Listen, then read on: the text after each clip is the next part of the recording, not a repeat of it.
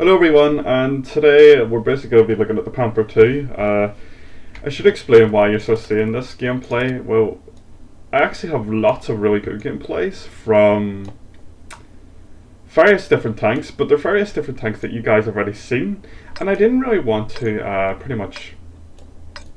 Hold on, let's turn the sound down, it's way too loud. There we go. I didn't want to basically show you a game of a tank that you've already seen.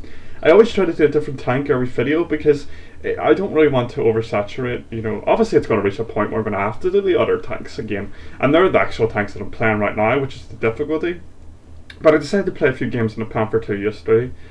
Just because I really love this machine. I genuinely really love this machine. And I've noticed a lot, no one ever seems to really talk about this tank or really even on YouTube as well. There's hardly any videos of the Panther 2, well, good ones in my opinion anyway.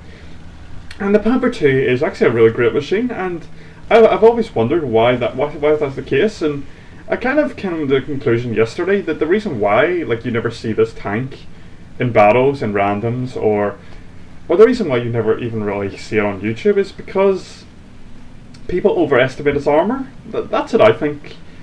Just me personally, I see it all the time. The people I do see playing Panther 2s and randoms tend to die pretty quick because they overestimate its armor. Now this isn't some sort of god game. I don't do ridiculously well here. I do I don't know, 2.5 or 2.6k damage, but the tank is really incredible. I love this machine. I would go as far as say the Panther 2 is the best tier 8 medium in the game, just because of it's basically, the best way to describe the Panther 2 to me is really, it's a mini E50.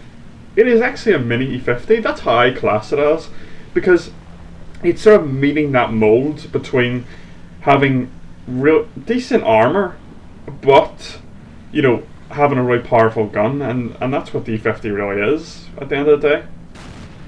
So we're just popping out there. This is a really nice matchup, by the way, and I'm not going to pretend to be some sort of god.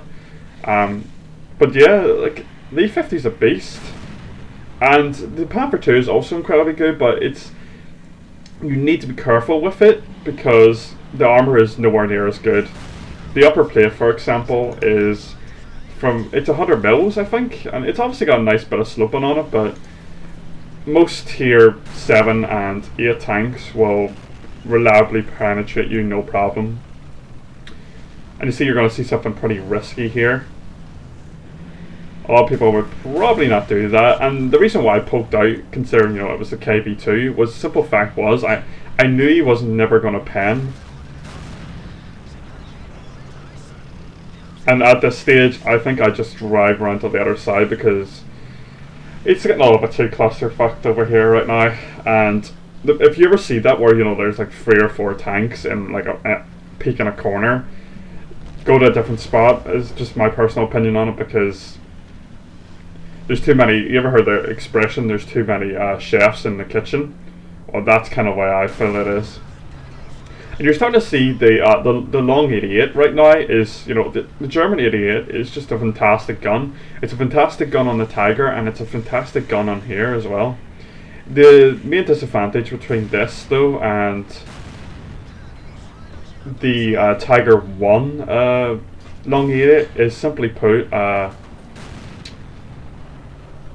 it's just really the rate of fire. It's the rate of fire. The Tiger 1 has a ridiculous rate of fire on that long 88. But so yeah, you kind of get the expression. You can see there I was sort of sniping the AT-15, and you can pull shit off like that. And I kind of blocked the 5100 a bit there. I really didn't mean to, but he didn't help that he drove back as well. So yeah, there's that. So you've obviously got that good gun in a pretty decently armoured tank that actually can get around the battlefield pretty fast. You see we're just unloading here into the 5100. He didn't actually have enough gun depression there by the looks of things to pull the gun down.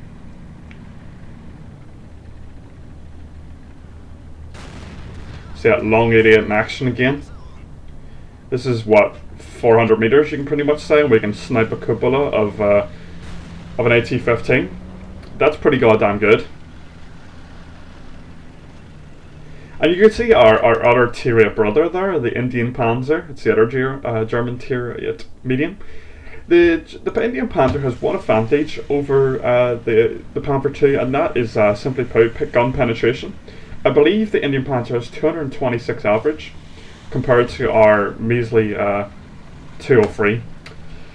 But yeah, that's not a big issue in the long scheme, because in tier 10s or battles, you would typically have to either get the side or try and aim for weak points anyway, even with premium rounds on both tanks. So we're just rushing down. And look at the speed of this machine coming off that hill. We're hitting 55, you know, it's an incredibly fast machine. And this replay is starting to wrap up now. This is just really a filler until I simply can get some new replays of some new tanks. Unless you guys don't mind with seeing the same tanks again.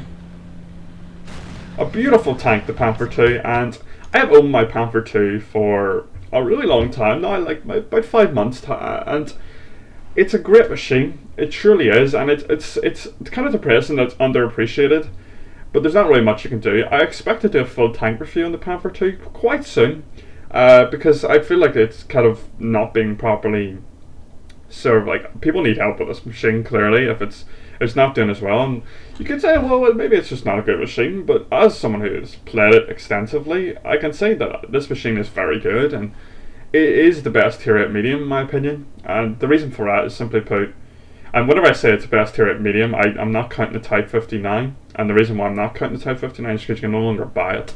So if the Type 59 was buyable, it would be the best tier 8 medium, but it's not.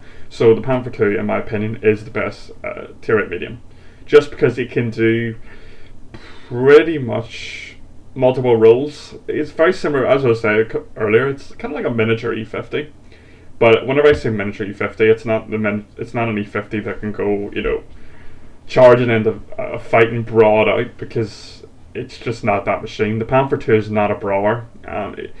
In low tiers, you can get away with that stuff, but in tier 9 10 battles, you're just going to get killed, to be perfectly blunt. That upper plate is, although very well angled and it is 100 mils, it's still, at the end of the day, it's only about 150, 160 effective, and you will get be penned by high tier tanks. It just happens. So that's been today's video. I hope you enjoyed it, and you know, like, comment, whatever, subscribe and all that good stuff. And I'll probably have another video up in the next couple of days. So yeah, I'll see you then guys. Bye.